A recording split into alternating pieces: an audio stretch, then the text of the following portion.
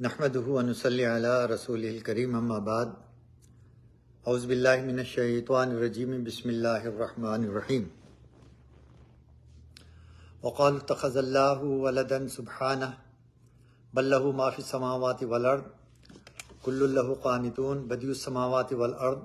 واذا قضى امرا فانما یقول لہ کن فیکون۔ اور کہتے ہیں کہ اللہ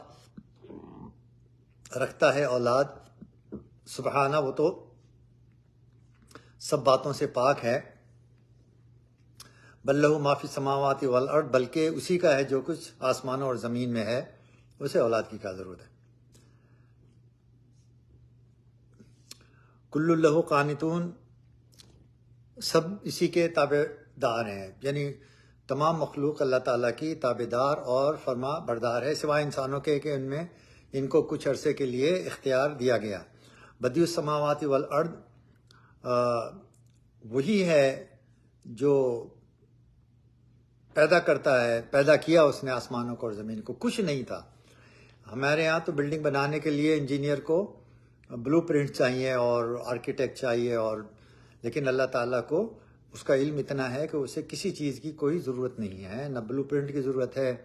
نہ آرکیٹیکٹ کی ضرورت ہے، وہی باری ہے، وہی خالق ہے۔ بس وہ کہتا ہے فَإِنَّمَا يَقُولُ لَهُ كُن فَيَكُونُ۔ اللہ تعالیٰ اگر کسی چیز کو کرنے کا ارادہ فرماتے ہیں تو وہ کہتے ہیں ہو جا، تو وہ ہو جاتی ہے۔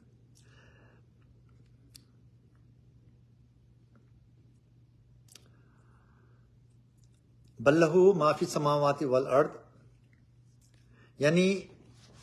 اللہ تعالیٰ کی کوئی اولاد نہیں ہے۔ ہوتا ہی ہے نا، ماں باپ جو جائیداد اولاد بناتے ہیں، اس کے بعد وہ اپنی اولاد اس کی وارث ہوتی ہے، تو اللہ تعالیٰ تو ہمیشہ سے ہمیشہ رہیں گے اور سب کچھ اسی کا ہے، اس کو کسی وارث کی ضرورت نہیں ہے۔ قالوا اتخذ اللہ ولدا سبحانہ، اللہ تعالیٰ اس بات سے پاک ہیں کہ اس کے اولاد ہو، کیونکہ اولاد کا ہونا ایک نقص ہے کہ میرے یعنی والدین کے جو مال ہے، جائیداد ہے، اس کا وارث کون ہوگا؟ یعنی تو اللہ تعالیٰ کی، چونکہ سب کچھ ہے ہی اللہ کا، ہم جس کو کہتے ہیں گھر ہمارا ہے، وہ مر جاتے ہیں، پھر وہ اولاد کا ہو جاتا ہے، اولاد مر جاتی ہے، پھر ان کی اولاد کا ہو جاتا ہے، اور وہ مر جائیں گے، پھر اللہ تعالیٰ کا، تو سب کچھ تو اللہ تعالیٰ کا ہی ہے۔ جو کچھ زمین اور آسمان ہے، اس کو کیا ضرورت پڑی کہ اس کی اولاد ہو؟ اور اولاد کا ہونا نقص ہے، اور اللہ تعالیٰ جو ہے وہ نقص سے پاک ہیں۔ حق تعالیٰ کے ایجاد کا طریقہ ہے کہ اللہ تعالیٰ کن فرماتے ہیں اور وہ ہو جاتی ہے وہ چیز۔ ابن اللہ کا معنی محبوب خدا بھی نہیں ہو سکتا۔ اگر ابن اللہ سے خدا کے محبوب اور برگزیدہ کے معنی مراد ہیں، تو پھر عیسیٰ علیہ السلام کی کیا خصوصیت ہے؟ سارے ہی انبیاء خدا کے محبوب اور برگزیدہ بندے ہیں۔ دیکھیں،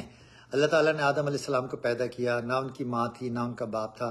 اللہ تعالیٰ نے فرشتوں کو کہا وہ مٹی کے گارے سے ان کا پتلا بنایا، پھر اللہ تعالیٰ نے اس میں اپنی روح پھونکی تو ان کا وجود ہو گیا، اور پھر جو ہے امی حوا جو ہیں وہ حضرت آدم علیہ السلام کی پسلی سے پیدا ہوئے، ان کی کوئی ماں نہیں تھی، اور عیسیٰ علیہ السلام بغیر باپ کے پیدا ہوئے۔ اللہ تعالیٰ نے اپنی قدرت یہ دکھلا دی کہ اللہ تعالیٰ نہ ماں کے محتاج ہیں، نہ باپ کے محتاج ہیں،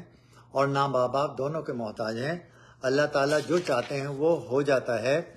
اور اللہ تعالیٰ کن فرماتے ہیں اور وہ ہو جاتا ہے۔ تو اللہ تعالیٰ نہ پیغمبروں کے محتاج ہیں اور اللہ تعالیٰ نہ فرشتوں کے محتاج ہیں۔ جیسے عیسائیوں کا عقیدہ ہے کہ سینٹس جو ہیں وہ اللہ تعالیٰ کے مددگار ہیں، وہ اللہ تعالیٰ کے کاموں میں مدد کرتے ہیں۔ جیسے یہ کرسمس اب یہ گئی ہے، سینٹ کلوز، یعنی یہ وہ جو ہے اللہ کا مددگار ہے، جو نادار، مسکین اور بچوں کے اندر تحائف تقسیم کرنے میں اللہ کی مدد کرتا ہے۔ سینٹ ویلنٹائن یہ جو مناتے ہیں، یہ جو مسلمان بھی مناتے ہیں جہالت میں، یہ اللہ تعالیٰ کا مددگار ہے دو دلوں کو جوڑنے میں، اور اسی لیے اس کو ویلنٹائن ڈے کہتے ہیں، کہ جس میں مرد اور عورت بغیر شادی کے جو ہے وہ ایک دوسرے سے تعلقات استوار رکھتے ہیں۔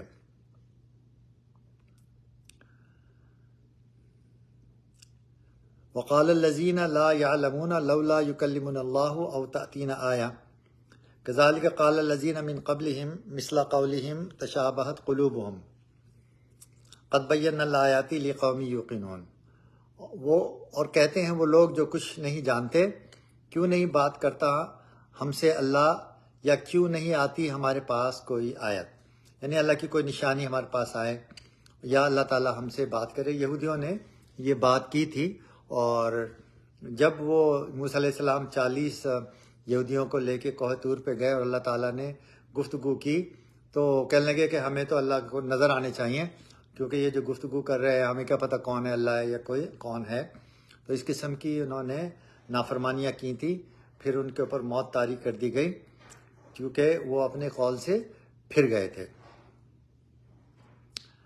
تفسیر عثمانی سے یہ تفسیر نقل کی جا رہی ہے، یعنی اہل کتاب اور بت پرستوں میں جو جاہل ہیں وہ سب کہتے ہیں کہ اللہ ہم سے بلا واسطہ کیوں بات نہیں کرتا، یا کوئی نشانی کیوں نہیں بھیجتا کہ رسالت کی تصدیق کر لیں کہ موسیٰ علیہ السلام اللہ کے نبی ہیں۔ اور یہی جو ہے وہ نبی علیہ السلام کے اوپر بھی جو لوگ ایمان نہیں لائے ان کے بھی یہ اشکالات تھے۔ کذالک قال الذین من قبلہم، اسی طرح کہہ چکے ہیں وہ لوگ جو ان سے پہلے تھے، مثل قولہم، انہی کی سی بات، تشابہت قلوبہم، ایک سے ہیں دل ان کے، قد بینا الآیات لقوم یوقنون، بے شک ہم نے بیان کر دی نشانیاں ان لوگوں کے واسطے جو یقین لاتے ہیں۔ جن کو یقین لانا ہے، جن کو اللہ تعالیٰ کی ذات کے اوپر ایمان لانا ہے، وہ ان باتوں کو مانتے ہیں۔ تفسیر عثمانی میں یقین والوں کے بارے میں یہ تفسیر لکھی ہے کہ اللہ تعالیٰ فرماتے ہیں کہ پہلے لوگوں نے بھی ایسی ہی جہالت کی بات کہی تھی، یہ نئی بات نہیں، اور جو یقین لانے والے ہیں ان کے لیے ہم نے نبی کے برحق ہونے کی نشانیاں بیان کر دی ہیں، اور جو ضد اور عداوت پر اڑ رہے ہیں وہ انکار کہیں تو یہ محض ان کا عناد ہے۔ دیکھیں عالم ارواح میں جب اللہ تعالیٰ نے ساری روحوں کو پیدا کیا تھا تو اللہ تبارک تعالیٰ نے جو ہے قول و اقرار لیا تھا تمام روحوں سے کہ میں تمہارا رب ہوں، اور تم زمین پر جا کر اس بات کو مت بھول جانا۔ تو اس زندگی میں آنے کا ہمارا مقصد یہ تھا کہ وہ جو قول و قرار ہم اللہ تعالیٰ سے کر کے آئے ہیں کہ اللہ تعالیٰ آپ ہمارے رب ہیں اور ہم آپ کی فرما برداری کریں گے، تو اس کو اب جو ہے یہاں پر ہمیں ثابت کرنا ہے کہ اللہ تبارک تعالیٰ واقعی ہمارے جو ہے نا وہ خالق اور مالک ہیں اور رب ہیں، پالن ہار ہیں، اور اللہ تبارک تعالیٰ ہی کی ہمیں ماننی ہے۔ لیکن شیطان اور نفس کے بہکاوے میں شیطان جو ہے وہ نفس جو ہے اس کو عیاشیاں چاہیے، اس کو آسانیاں چاہیے،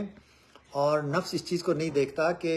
یہ چیز اللہ کے حکم کے خلاف ہے، بس وہ یہ دیکھتا ہے کہ اس میں لذت ہے، اور اس لذت کو حاصل کرنے کے لیے شیطان اس کو طرح طرح کے وسوسے اور طرح طرح کے راستے دکھلاتا ہے، جس سے نفس جو ہے بہکاوے میں آ جاتا ہے۔ چونکہ عمل انسان کا اپنا ہوتا ہے، تو اس لیے اگر وہ نافرمانی کرے گا تو اس کو نافرمانی کی سزا اس کو ملے گی، کیونکہ اس کے اختیار میں ہے کہ نفس کی بات مانے یا نہ مانے۔ نفس قابل کنٹرول ہے، اس کے اوپر کنٹرول کیا جا سکتا ہے۔ نفس اڑیل ٹٹو ہے، لیکن اس کو رسے سے باندھ دیا جاتا ہے۔ نفس کو آپ کہیں کہ خبردار، اگر تو نے اللہ کی نافرمانی کی تو میں تیری بات نہیں مانوں گا۔ جب یہ انسان یہ ارادہ کر لے، شیطان بہکاوا دے کہ دیکھیں شراب پینے کے بعد کیا فرحت آتی ہے، کیا لذت آتی ہے، سنائے 4 گھنٹے کے لیے دماغ معاف ہو جاتا ہے اور انسان کو کوئی غم یاد نہیں رہتا، تو اس 4 گھنٹے کی لذت لینے کے لیے کہ انسان ہواؤں میں قلعے بنا رہا ہوتا ہے، پھر 4 گھنٹے کے بعد پھر اس کو ڈپریشن شروع ہو جاتا ہے، اور پھر وہ حقیقت کی دنیا میں آ جاتا ہے۔ تو اس کو کہنا چاہیے نفس کو کہ بھائی نفس میاں، اللہ تعالیٰ نے شراب کو حرام کیا، اللہ تعالیٰ نے زنا کو حرام کیا، اللہ تعالیٰ نے جھوٹ کو حرام کیا، اللہ تعالیٰ نے چوری کو حرام کیا، اللہ تعالیٰ نے جو ہے بغاوت کو حرام کیا، اللہ تعالیٰ نے ڈاکے کو حرام کیا، تو تم اس طرح کی بات مت کرو۔ اِنَّا أَرْسَلْنَاكَ بِالْحَقِّ بَشِيرًا وَنَذِيرًا وَلَا تُسْأَلُ عَنْ أَصْحَابِ الْجَحِيمِ، بے شک ہم نے تجھ کو بھیجا ہے سچا دین دے کر، خوشخبری دینے والا اور ڈرانے والا، اور تجھ سے پوچھ نہیں دوزخ میں رہنے والے کی۔ یعنی وہ لوگ جو دوزخ میں جائیں گے تو نبی علیہ السلام یا کسی بھی نبی سے یہ نہیں پوچھا جائے گا کہ بھئی یہ دوزخ میں کیوں چلے گئے، کیونکہ انبیاء تو اللہ کے حکم کو پھیلانے والے تھے، اور جو مطیع فرما بردار اور صالح ہیں ان کو خوشخبری دینے والے تھے جنت کی، اور جو نافرمان ہیں ان کو ڈرانے والے تھے تاکہ وہ جو ہیں جہنم سے بچ جائیں۔ اس لیے نبی صلی اللہ علیہ وسلم پر یا کسی بھی نبی پر یہ الزام عائد نہیں ہوگا کہ تیری امت کے لوگ جہنم میں کیوں چلے گئے۔ اب جو حضور پر ایمان نہ لائے وہ جہنمی ہے۔ صحیح حدیث میں ہے اس کی قسم جس کے ہاتھ میں میری جان ہے، اس امت میں سے جو بھی مجھے سنے، خواہ یہودی ہو خواہ نصرانی ہو، پھر مجھ پر ایمان نہ لائے تو وہ جہنم میں جائے گا۔ تورات میں حضور صلی اللہ علیہ وسلم کے اوصاف بیان کیے گئے ہیں۔ مسند احمد میں ہے کہ حضرت عبداللہ بن عمر بن العاص رضی اللہ تعالیٰ عنہ سے حضرت عطا بن یسار نے پوچھا کہ رسول اللہ صلی اللہ علیہ وسلم کی صفت و ثنا تورات میں کیا ہے؟ تو آپ نے فرمایا، ہاں، خدا کی قسم جو صفتیں آپ کے قرآن میں ہیں وہی تورات میں بھی ہیں۔ تورات میں ہے کہ اے نبی، ہم نے تجھے گواہ اور خوشخبریاں دینے والا اور ڈرانے والا اور ان پڑھوں کا بچاؤ بنا کر بھیجا ہے، تو میرا بندہ اور میرا رسول ہے۔ تورات میں نبی صلی اللہ علیہ وسلم کے بارے میں یہ بات تھی۔ میں نے تیرا نام متوکل رکھا ہے، تو نہ بد زبان ہے، نہ سخت گو، نہ بد خلق، نہ بازاروں میں شور و غل کرنے والا، نہ وہ برائی کے بدلے برائی کرنے والے ہیں، بلکہ معاف اور درگزر کرنے والے ہیں۔ یہ نبی صلی اللہ علیہ وسلم کے اوصاف تورات سے بیان کیے جا رہے ہیں۔ اللہ تعالیٰ انہیں دنیا سے نہ اٹھائے گا جب تک کہ تیرے دین کو ان کی وجہ سے بالکل ٹھیک اور درست نہ کر دے، اور لوگ لا الہ الا اللہ کا اقرار نہ کر لیں، اور ان کی اندھی آنکھیں کھل نہ جائیں، اور ان کے بہرے کان سننے نہ لگ جائیں، اور ان کے زنگ آلود دل صاف نہ ہو جائیں۔ یہ حصہ تفسیر کا، یہ تفسیر ابن کثیر سے ہم نے نقل کیا، اور بخاری شریف کی ایک حدیث مبارکہ بیان کی جا رہی ہے۔ یہ تفسیر مظہری سے لی جا رہی ہے تفصیل۔ دیکھو، امام بخاری رحمۃ اللہ علیہ نے حضرت ابو ہریرہ رضی اللہ عنہ سے روایت کیا ہے کہ جناب رسول اللہ صلی اللہ علیہ وسلم نے فرمایا کہ مجھے اولاد آدم کے سب قرنوں میں بہترین اور افضل ترین قرن میں پیدا کیا گیا، اور فرمایا کہ جب کبھی کسی گروہ کے 2 ٹکڑے ہوئے ہیں تو اللہ تعالیٰ نے مجھے اس میں سے کیا جو بہتر ٹکڑا تھا۔ نبی صلی اللہ علیہ وسلم ہمیشہ افضل اور بہتر رہے۔ میں اپنے والدین سے پیدا ہوا، اور جاہلیت کی ناپاکیوں میں سے کوئی ناپاکی مجھے نہیں لگی، اور میں آدم علیہ السلام سے لے کر اپنے ماں باپ تک نکاح سے پیدا ہوا ہوں، زنا سے نہیں پیدا ہوا ہوں، اس لیے میں اپنی ذات سے باعتبار آباء و اجداد کے تم سے بہتر ہوں۔ اس حدیث کو بیہقی نے دلائل نبوت میں حضرت انس رضی اللہ عنہ سے، اور ابو نعیم نے اپنی کتاب میں حضرت ابن عباس رضی اللہ عنہما سے روایت کیا ہے، اور شیخ جلال الدین سیوطی نے رسول اللہ صلی اللہ علیہ وسلم کے والدین شریفین کے اسلام کے بارے میں چند رسائل تصنیف کیے ہیں۔ میں نے ان رسائل میں سے ایک رسالہ اخذ کیا ہے، اس میں دلائل اور اعتراضات واردہ کے شافی جوابات لکھے ہیں۔ وَلَن تَرْضَىٰ عَنْكَ الْيَهُودُ وَلَا النَّصَارَىٰ حَتَّىٰ تَتَّبِعَ مِلَّتَهُمْ، اور ہرگز ناراضی ہوں گے تجھ سے یہود اور نہ نصارہ جب تک تو تابع نہ ہو ان کے دین کا۔ یہود و نصارہ سے موافقت کی امید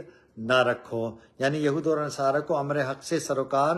نہیں، اپنی ضد پر اڑ رہے ہیں، وہ تمہارا دین کبھی قبول نہیں کریں گے، بالفرض اگر تم انہی کے تابع ہو جاؤ تو خوش ہو جائیں گے، اور یہ ممکن نہیں تو اب ان سے موافقت کی امید نہ رکھنی چاہیے۔ تفسیر عثمانی سے یہ حصہ ہم نے تفسیر کا پڑھا۔ قل ان ھدی اللہ ھو الھدی، تو کہہ دے یعنی اے نبی آپ کہہ دیجئے کہ جو راہ اللہ بتلائے وہی سیدھی راہ ہے۔ اللہ تعالیٰ نے کہہ دیا ان الدین عند اللہ الاسلام، تو اسلام سیدھی راہ ہے۔ وَلَئِن اتَّبَعْتَ أَهْوَاءَهُمْ بَعْدَ الَّذِي جَاءَكَ مِنَ الْعِلْمِ مَا لَكَ مِنَ اللَّهِ مِنْ وَلِيٍّ وَلَا نَصِيرٍ، اور اگر بالفرض تو تابعداری کرے ان کی خواہشوں کے بعد، اس علم کے بعد جو تجھ کو پہنچا، تو تیرا کوئی نہیں اللہ کے ہاتھ سے حمایت کرنے والا اور نہ مددگار۔ تفسیر عثمانی سے یہ بات نقل کی جا رہی ہے کہ اگر کوئی قرآن کو سمجھ کر بھی گمراہ ہوگا تو اسے عذاب سے نہ بچا سکے گا۔ یہ دل بھی کثیر و یادی بھی کثیرہ، یہ قرآن ہی ہے جو بہت سے اس کو پڑھ کر گمراہ ہو جاتے ہیں کہ ان کے دل میں کجی ہوتی ہے، اور بہت سے اس سے ہدایت حاصل کرتے ہیں۔ اگر دل میں تقوی طہارت ہو اور ہدایت حاصل کرنے کا جذبہ ہو تو قرآن جو ہے وہ ہدایت کی کتاب ہے اور ہدایت دیتا ہے۔ یہ بات بطریق فرد ہے، یعنی بالفرد اگر آپ ایسا کریں تو قہر الہی سے کوئی نہیں بچا سکتا۔